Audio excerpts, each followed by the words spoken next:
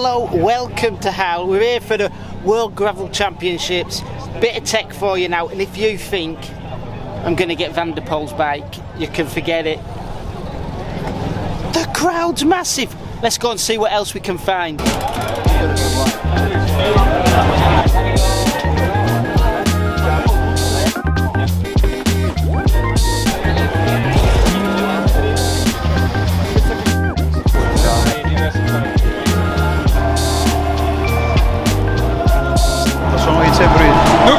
No pictures and okay.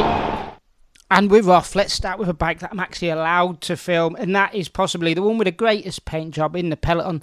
And I don't even mean just at the gravel worlds, but the road cycling scene as well. That is the Cannondale Super 6 Evo from those Pro Tour lads, Tour de Titema. They weren't even on a gravel bike here. This isn't even the Super 6 Evo SE gravel bike. It is just the standard Super 6. They have managed though to cram in there 35mm Pirelli Centrino gravel tyres wrapped around some Scope R4 wheels. There is a little bit of gravel tech going on here because there is a Shimano GRX Di2 rear mech out back matched to the rest of the Dura-Ace components. A little bit odd because the cassette doesn't look particularly big. I'm guessing though it's for the clutch mechanism in that rear mech. Something you need when you're going over the rougher stuff. Cassette size I'm not 100% sure, but front chainring we have got a double 5236. Now there was another Cannondale on show from Ted King. If you want to know more about this new bike, head over to the video that I did from the women's race on all the tech there. Full rundown because his wife Laura King was riding it as well. How come he gets a custom bike and you didn't? Surely you're the one that dragged him into the sport, got him the contacts. I know it's a bit unfair, isn't it? But yeah, there's certain reasons why, but can't talk about it. But maybe when I retire I can have custom bikes. Lovely. You're on an Aliexpress gravel bike, yeah, yeah. Not for Aliexpress, but for Alibaba. Alibaba, yeah. Fair. Right, not too bad. I think it's more better. Right, how much have you spent on this bad boy? I just buy the frame for 600 euro. 600 euro? Yeah. You ship it to Italy. Ship, yeah, including shipping. Yeah, exactly. How often have you rode it? Sorry? How many times have you rode it so far? A lot, maybe. So you're happy with the quality? Yeah. Now you've got Accept on there. Yeah, but no. It's an Italian brand. Yeah, but the brand doesn't make a gravel bike, so I need to buy a one. Are you sponsored by it? Yeah. They're good guys. Yeah. You're awesome. Well, I've got to say it's not the cheapest gravel bike I've seen here so far. There's a guy with one that costs about 160 euros. Wow. Insane. I'm Svet from Bulgaria. I was lucky enough to race last year the European champs here in Belgium, and I was 70th with this bike. It was the cheapest bike out there. 70th last year. 70th. Yeah, and then with this bike it's 180 euros. And I just put some components I had lying around, and it works. It's an old cyclocross bike. So the frame cost you 180 euros? No, the whole bike, and I just changed the group set and the power meter and carbon wheels. Oh, you're a legend, me man. Yeah. Absolute legend. And you got proper brakes on there? It really works. You have these V brakes with an adapter, and then that works very good. What gear ratio are you running? 53-39 with a 32 in the back. It's 8.5 kilos. It works very good. That's superb. Cannondale had 3 riders on the start line, including up-and-coming superstar from UAE, Emirates Del Toro, who was actually riding his first gravel race. All 3 riders were on the Cannondale G4X, but Del Toro was definitely going for the better safe than sorry route because he had an absolute plentiful supply of CO2 canisters strapped to his bike, apparently all down to Nathan Ass giving him the advice. And rumour has it Nathan helped and stopped him on the race to sort out a puncture. Del Toro was on Continental Terra Speed tyres and Haas was on the Schwalbe G1 RS tyres. But I'm pretty sure the front one looks like it's been mounted backwards. What I did notice was in the back of the Cannondale neutral service car, shall we say, there was a set of Vittoria Torino Pro T60 tyres. Different bike to when we last talked about Girona Sea Otter. So what's different this time round? So these are the same wheels that I did at Sea Otter, but smaller tires and no tire inserts, so I can accelerate a little faster. But I've got the Explorer cassette in back instead of the mullet drivetrain with the mountain bike cassette that I used at Sea Otter, because we spent almost the whole day in the bottom half of the cassette, so the tighter gear cluster is better. Do you think that's your problem then? The guy who did win did have a mullet. Good for him. No, I think he just had more watts, that's the thing. So that's what I needed, really.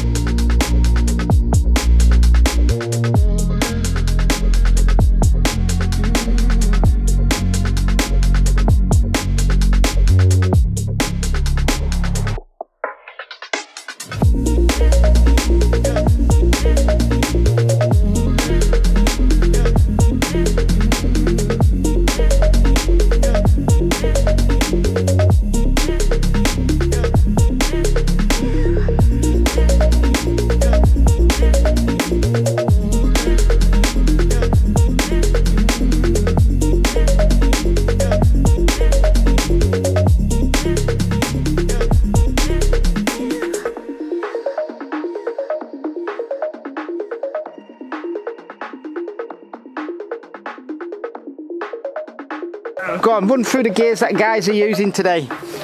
Okay, on the front they're using 50-34 and at the back 11-34. All of them? All of them. All three guys? All of three of them. Is this last minute work or you should have been doing last night? No. It's because they have the bike at home and with the cleaning, the stickers from the sponsors are gone. So they now put the stickers again on. Lovely.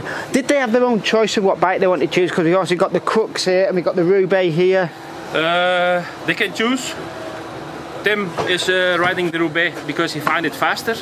Bert is choosing for the Crux because he loves the comfort of the Crux. Okay. And Tim's got a female saddle on there, the Mimic. It's because he loves the saddle. Not more to say to it.